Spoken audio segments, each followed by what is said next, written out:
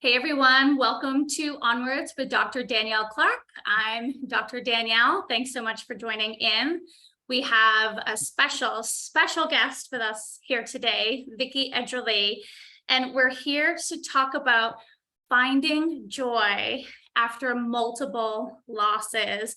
Vicky, hello. Thanks for joining. Hi, Dr. Danielle. Thank you for having me. I'm Thank excited you. to be here. I know, I am too. I was so excited to have you on. Vicky, you're a spiritual teacher, a Reiki master, and you have your own lived experiences, which I think is so important and beautiful. You've experienced tremendous and traumatic loss, the loss of your son, the loss of your daughter, and the loss of your husband. And no, I'm sending you and them lots of love and light, and Yep. we thank you for being here. Let's just get into it.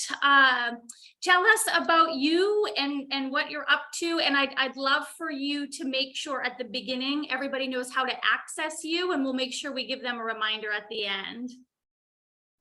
Yes, thank you, Dr. Danielle. As you said, I'm a spiritual teacher and a metaphysics expert. They should, some people would call me. That means that I've done a lot of research and studies in the metaphysical realm, or what we like to call conscious living. And I don't just teach, I actually walk the talk, which is, kind of unusual. I've met a lot of teachers in my time that teach, but they don't necessarily live it. Because of all of my losses, it became necessary to adopt these practices actually into my daily life. So I like to teach folks how to navigate things like trauma and pain after loss or grief. And that can be, a wide range of things. My trauma and loss stories around grief are pretty intense. Others, may have lost pets that they're having a struggle with trying to move on from. So there's a whole range of what grief can look like. A divorce can, kick off some grief feelings and whatnot. So I make it my life practice now. I mean, I do work a secular job. I'm a graphic artist in Sarasota, Florida for a printing company, and that's where I get my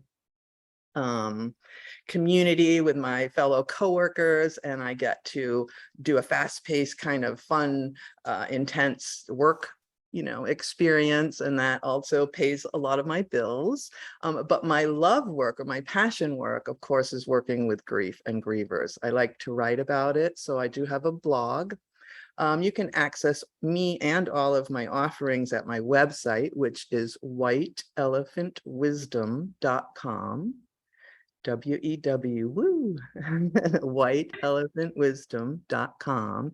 And from there, you can get into some tabs that'll take you over to my blog. I've titled my blog, Let's Talk About the Elephant in the Room, Frank Discussions About Difficult Things, because I talk about things, Dr. Danielle, that span everything from how to manifest more love in your life, or a new car, all the way to how to overcome complicated grief, whether you're walking the widow's journey, or you've lost a child, or there's been a suicide in the family or someone close to you, all of those things. And I also talk about some fun subjects in my grief blog, or in my blog as well, but I do specialize in grief. So I encourage people to go there and take a look at some of my offerings in my writing. I'm also a creative photographer, and I use my photography, actually, when we get into it a little bit more into the discussion, I'll talk about healing grief through creative expression. And I think you do that a lot with your writing. And I love actually the fact that you use writing prompts with your clients a lot of the time. So, I do use photography. It was something that helped me kind of work through my grief. And like I said, we'll talk about that more later. Yeah. But I do sell my photos. I'm getting pretty good at it. I've been doing it for, a long time, long before I had a love for photography, before any of the losses. So it was already kind of in my back pocket. Yeah. Yeah. Great that you've been able to sustain it. I think Yeah. that's important, right? Yes. Yeah, good. Let's make sure everybody understands a little bit about your personal grief journey. So I know I mentioned that your son, daughter, and husband are up in heaven. Can you talk to us maybe a little bit just about the timeline and the circumstances and what made those grief journeys unique Oh, in and of sure. themselves? Yeah. Sure. How much time do you have? Just You kidding. right? Well, so the three happened within a 10-year period of my life. So the year I turned 40, my son Adam, who was 18 years old, took his own life. When I present these stories to the public, I often am met with many different reactions. It's sometimes difficult for people to hear these stories. So I just want to say up front at first that, my stories do contain graphic information and some pretty intense trauma situations. So, but I don't like to sugarcoat or hide any of the stories. So that's why I like to put that out there first. So if people are sensitive to hearing about these sorts of things, the show might not be for them, or they might want to just take a moment to consider whether they want to continue watching. But my son, my 18-year-old son, thank you, took his own life by hanging, which was devastating. It happened on Mother's Day in 2012. So that was 20 years ago now. So I'm 60 years old now, and I was 40 when this started. I call my decade from 40 to 50 the decade from hell, because 2002, the son dies from suicide. 2010, my daughter, who was my only surviving child, I only had the two children, died of cancer. And then in 2012, my husband, who was not my children's father, he was my second husband, he also died from suicide. He shot himself on our property. And that whole story came with a lot of trauma. There was a standoff with the local police and sheriff's department. There's a big, long story around all of that.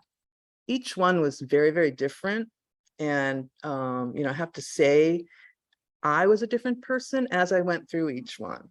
So each one was separated by a few years. The son dies at 2002, and I was not into spirituality yet. I mean, I had a kind of a vague interest in paranormal things, the afterlife. I did have an interest in it, but to me, it was more like an entertainment kind of a thing. It wasn't anything I was using in my life to better myself or improve my circumstance in any way. But when your child suddenly dies, and especially with so many questions around the exit, what can you do but lean in? I'm a studier, I got to get those A's when I take a class. I need to just study and pass those tests and get those A's and get as much out of it as I can. So that part of me already existed. I threw myself into study. So that's what happened with my son. I threw myself into, I needed to know where he went. And right, studying the metaphysical, like where is he? What's happening? How do I connect with him? Okay. Yeah. Exactly, Dr. Danielle, exactly. As a mom, one of the things that we struggle with when we lose a child is we want to be with them. Like, this is our child. So it's not uncommon for us to have our own suicidal thoughts after, whether he died from suicide or an accident or an illness. It would not be uncommon for someone like me in that position to have suicidal thoughts, but it's not necessary. And I did, honestly, for months after his death.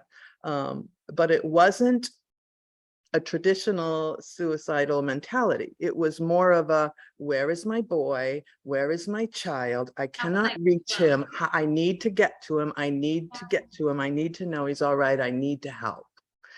And, in this case, I wasn't, he hung himself in our home, but I was not there. The home was empty. I was in the process of moving out. I had just met Leo, who was going to become my second husband. We had just met, or we had been dating for quite some time. We had just started moving into, I was moving in the process of moving into him. And so my son was at the apartment by himself on a weekend, just visiting Mother's Day weekend. And so when this happened, my sister actually was the one to discover him, poor thing. And when this happened, you know, the police come rushing in and all of the emergency responders, and they, you know, it's a crime scene. It's when someone suicides, it's considered a crime scene. So I was not allowed to go to him. I was not allowed to see him. I couldn't even go into my own home. I wasn't allowed on the, you know, the site or any of that. As a little side note, I wouldn't have been able to anyway. I was able to kind of let go of all of that. There was no like regret over that for me that I had to work through, because I was physically unwell. I had literally just got released from the hospital the day before he died. I had a spinal meningitis. And Okay. so I was really sick and couldn't, in fact, the day he died was the very first day that I could sit up and pay attention to a TV Wow. show. You know, it was the very first day that I could, you know, feel slightly human. And then this news comes, which of course completely fries your circuits in Of your brain. course. Can I ask, I think it's important for those listening, um that I'm going to say that day, the next day, the week, the 2 weeks, what do people need to do to survive? What can you give for tips during that moment, right? However long that is, like, how do you keep yourself alive? Yes, that's a great question, Dr. Danielle, and it's different for everybody. And it's different, like I said, for me, for each of the three circumstances, because I was a different person at each time. My life is fluid. I change from day to day. So that first grief storm for me, I like to call them grief storms, because that's what it is. It's like this whirring, it's like this hurricane you're caught in, or a tornado. It's like you're caught in it. Your mind is blown. You can't even, I couldn't even think. My first thoughts were for my poor sister. Like, you know, I mean, here I am just being told this happened, but yet I need to know that my sister's okay, because she's telling me she just found my son, you know. And so that kind of blew my mind. And you go in these periods of complete devastation and mind blown, and then you get in this kind of a numb, I call it the numb bubble, or the eye of the storm, or the eye of the hurricane, or the center of the tornado. And when you get in that place, that's where I like to do my work. So if I had to recommend to someone, watch for those bubbles of numbness when they come, because that's your opportunity to you get really still and quiet within yourself while everything else is raging around you, right? You get all these people running around, making all the arrangements and making all the phone calls and chatting quietly and you just become numb and kind of, it's almost like you don't hear them or see them, or they sound very, very far away. And I think that's our own, I have a couple of theories on that. Partially our own, you know, there's some science behind the psychology of the brain and how we'll, you know, it'll protect itself from seeing too much all at once or feeling too much all at once. And, you know, what's the phrase that folks like to use? God will only give you what you can handle. And so something like this, nobody can really handle, but you kind of like check out of yourself. I like it, Vicky. I think this is huge. I think you've dispelled something that I've heard over and over again, which is, you know, like we need to get out of numbness. We need to be alive and alert. But when we're in survival mode, right, after a significant loss, I love the reframing. The numb can be our sanctuary. It can be our pause and let's just allow it, right? Let's just allow it. Talk to us, maybe you could do the same thing, a little bit about your daughter and a little bit about Leo, your husband, and how it was different, and maybe that one like survival, like, oh, this is what helped me during that really sensitive time in life. Okay, sure. And again, these stories are going to be vastly different, and it might sound odd to those watching who can't see the trail that happened between point A to point B yet, because that will take me a long time to explain to all of you. But one thing I'd like to say, when you are in that numb bubble, what all you need to do in those early days in a traumatic grief story is choose to survive. That's all I recommend people do. When you're in that numb bubble and you have that quiet space, choose to survive. Tell yourself, I'm going to survive this. I'm going to survive this. I'm going to survive. Nobody needs to know what tomorrow's going to look like or anything. I'm going to survive it. And then the storm comes back in, the sounds all come rushing back in, you fall apart again, and you just keep going. Now, when my daughter got sick, so the cancer journey itself brings a completely different grief experience with it. A lot of the times what happens is we are kind of grieving the loss of the person little by little while they're still here. And so it's kind of some people describe it as a kinder, gentler grief journey. And I don't know that I would call it kinder or gentler, maybe longer and not so acute, not so sudden and traumatic. But it still came with its own set of challenges because I hospiced her and the disease took 2 years to ravage her body to the point of giving up. And, just hospicing a loved one, whether they live or die, is a traumatic journey all on its own. So the day she died was actually very beautiful for me. It was very beautiful for me. There was just me, her husband lying on the bed next to her, me on the other side holding her hand and in her face. And I was like coaching her like I did when she was giving birth to her first child. You got this, you can do it, you're almost there, it's almost, And let me pause here, because again, we don't hear people saying so-and-so's death was beautiful, right? Especially someone young. And this is one of the many reasons I just adore you, Vicky, is there's an expanded way to view grief, right? There's an expanded way to view love. And yeah, that moment does sound beautiful. It sounds sacred. It sounds like something co-created between the two of you, right? Oh, absolutely co-created between the two of us. And I have a slew of stories of how some information came about. At that point in my life, it had been 8 years since my son died. So that's 8 years of metaphysical and spiritual study. Yes. 8 years diving into the study of the afterlife and what happens to the soul once it leaves the body. 8 years of learning Reiki and using those energy healing modalities on my own body in my own life. 8 years of meditating, 8 years of study. So by the time my daughter died, we actually, I taught her all these things while she was still living. It helped her get through her cancer journey, which was frustrating her because having your body being basically eaten from the inside out is not a pleasant experience to walk through. And so, I had a shaman come in one day and spend a day with her. And, we had all these things going on. And she and I made contracts with one another. We had discussions about how she would show up afterwards.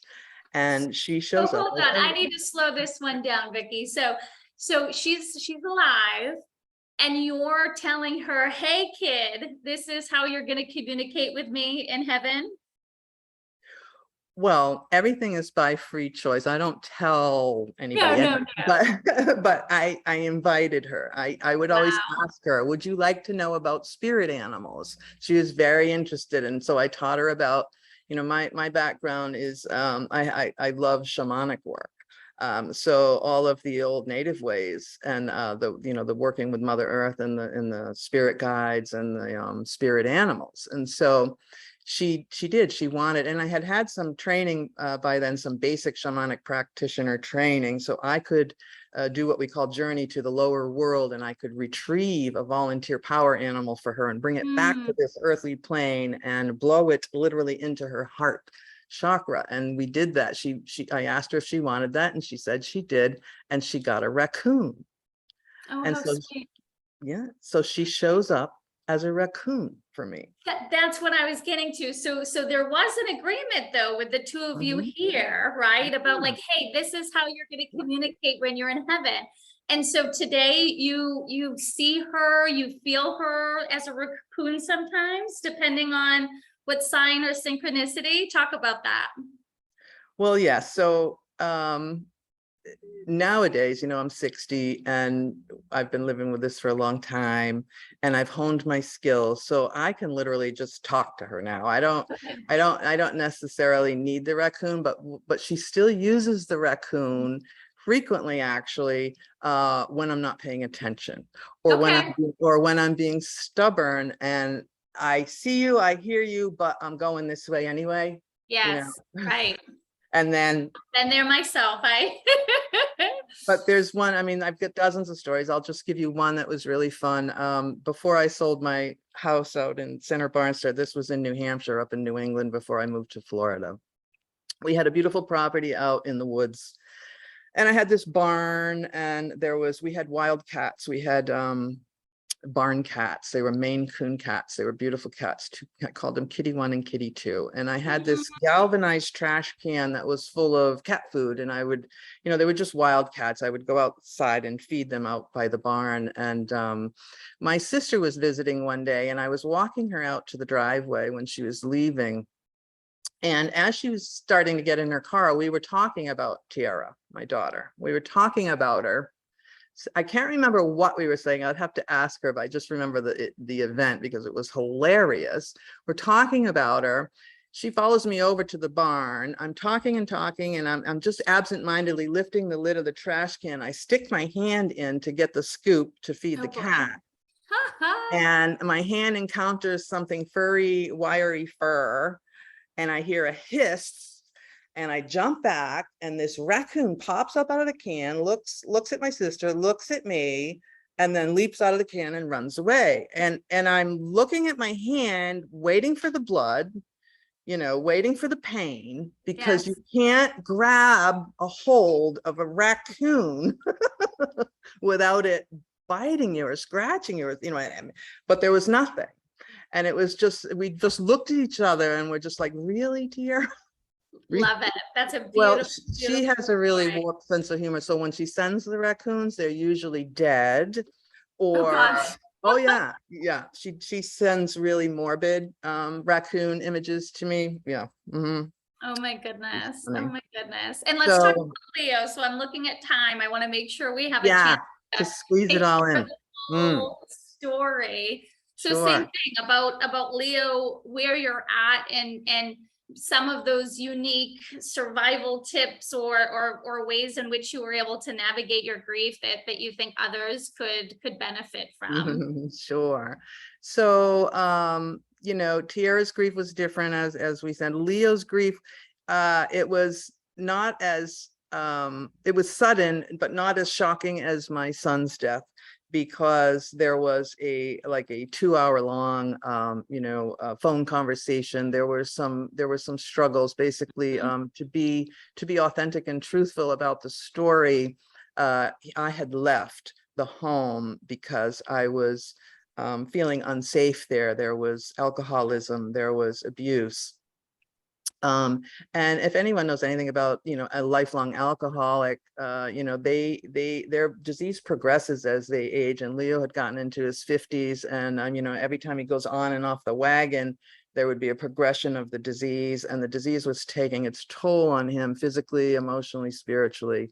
He was getting tired and run down, but it was also harder for him to control his abusive behaviors, the more the disease. So it was harder and harder for me. At that point, he and I were raising my oldest granddaughter, my daughter's oldest girl. We took her in and we're raising her. And it was unsafe for her to be in the home anymore. It was unsafe for me to be in the home, and I had left. And so that's what Leo's suicide was all about. On the surface. Sure, of course, When we look at the story on the Yeah. surface, he killed himself because I left him, and how many times do we hear that in the world? But that's not the truth of it. The truth of it was his decision to go. But my journey through that was different, because there was a lot of complication with my own emotions and my own relationship with him. Yes.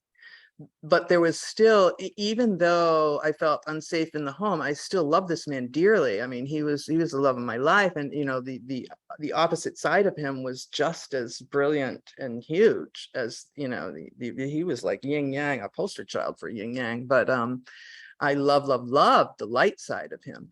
And so to lose that part of him, I grieved that part, but then I had to constantly be faced with, don't forget the Yes. dark side, you know. Reality setting. Let me grieve, let me love, let me also remember reality. That makes good sense. So Joy, one of the big motivators of inviting you here, when we first met in person, I didn't know your story.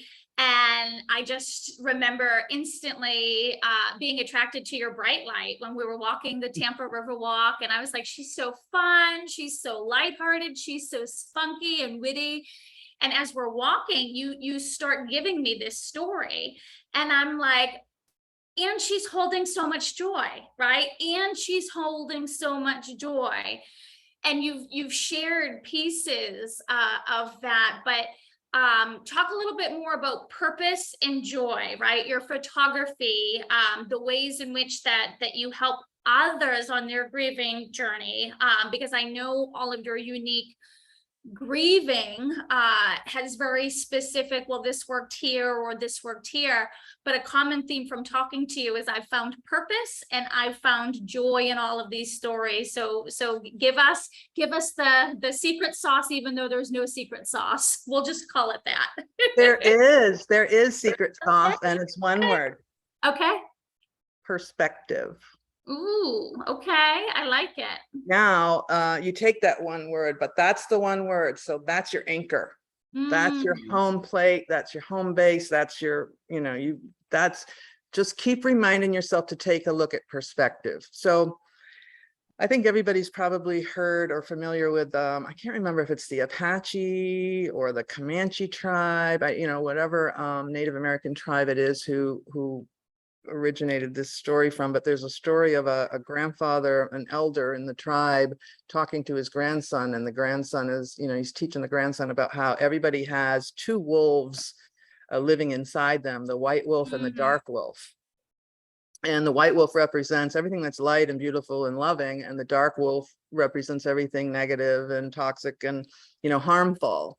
And the grandson looks at and they're at war with one another inside of everybody, whoever walks the earth. Yeah. And the grandson looks at the grandfather and says, well, which one wins the war? And the grandfather says, whichever one you feed. And that's really the only beautiful story. I apply that story to everything in my life. So what happens with grief is, as a society, we have not taught ourselves how to deal with it. We've taught ourselves how to run from it. We've taught ourselves how to bury it. We've taught ourselves how to hide from it, deny it, all those sorts of things. But we've never taught ourselves how to actually live through it. We're not, there are other communities in the world who do, as a community, support people who have lost. In the US is like one of the only communities that I'm aware of that actually isolates their people. Now we all come running over with casseroles and everything, but what are we doing when we get there? Oh dear, you're so strong, you're so brave, you're so, I could never do what you're doing. And this is what I received anyway, is, I couldn't be standing after losing my kids like you did. I don't know how you're even sane. And so they don't realize that those comments are setting us, the griever, up with unrealistic goals for us, expectations and goals. Like, so now what do? We put on a mask and we pretend we're strong because that's what everybody else wants us to be, or they've labeled us that one, that somehow made us feel better. Like, oh, I'm strong, I'm not crying today. You're so right. That is just so wrong. And that's how you found joy, right? Is breaking. That's how I found joy, by allowing myself to feel it. Vicky, I could talk all day, but believe it or not, we are at that special time. Give your website one more time, please. Sure. It's whiteelephantwisdom.com. Perfect. And so for those tuning in live, this is Onwards with Dr. Danielle.